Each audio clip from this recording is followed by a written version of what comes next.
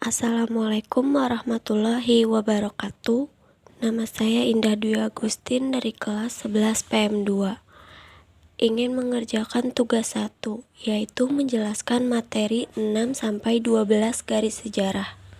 Susunan materinya adalah masa bangsa Eropa, masa Hindia Belanda, masa Jepang, masa kemerdekaan, masa Orde Lama, masa Orde Baru, dan masa reformasi. Masa bangsa Eropa. Bangsa Eropa datang ke Indonesia pada abad ke-16 tahun 1511 sampai dengan 1942. Awalnya bangsa Eropa ke Indonesia untuk mencari rempah-rempah.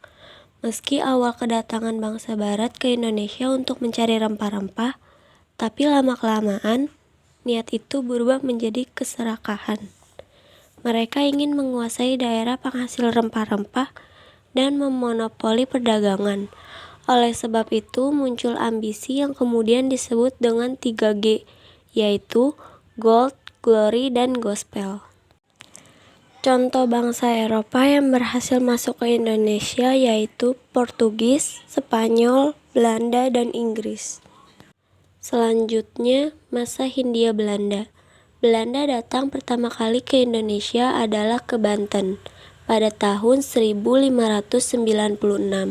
Kedatangan mereka ke sana dipimpin oleh Cornelis de Houtman dan ada kongsi dagang yang pernah berdiri di Indonesia, yaitu VOV, EIC, CDI pada abad ke-16 sampai dengan abad ke-20. Selanjutnya masa Jepang. Pada abad ke-1942 sampai 1945, masa pendudukan Jepang merupakan masa yang sangat kelam bagi rakyat Indonesia. Masa di mana ambisi ekspansionisme Jepang di Hindia Belanda atas Jepang memenangkan PD-1. Selanjutnya masa kemerdekaan. Pada tanggal 17 Agustus tahun 1945, Soekarno-Hatta membaca teks proklamasi, di mana Indonesia terbebas dari penjajahan. Maksud masa kemerdekaan adalah masa di mana Indonesia terbebas dari penjajahan. Namun tidak semua wilayah sudah benar-benar merdeka. Di masa ini Indonesia masih belum diakui secara penuh oleh negara lain.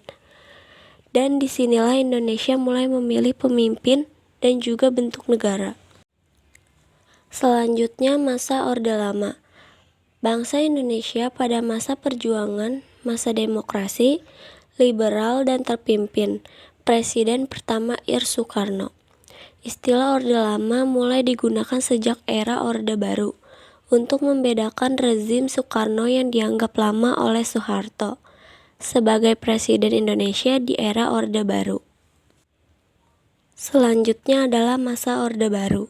Masa Orde Baru memberikan harapan baru pada masa Presiden Soeharto program Repelita. Pada periode ini, pemerintahan Orde Baru berakhir akibat krisis moneter dan peristiwa politik dalam negeri yang melanda negara-negara Asia Tenggara, termasuk Indonesia. Krisis ini menyebabkan gangguan terhadap pembangunan ekonomi tahun 1968 sampai dengan 1998. Yang terakhir adalah masa reformasi.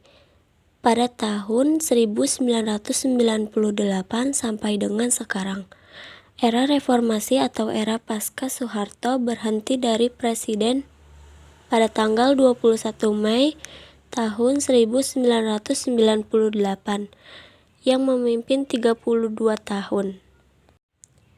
Sekian itu saja yang bisa saya jelaskan.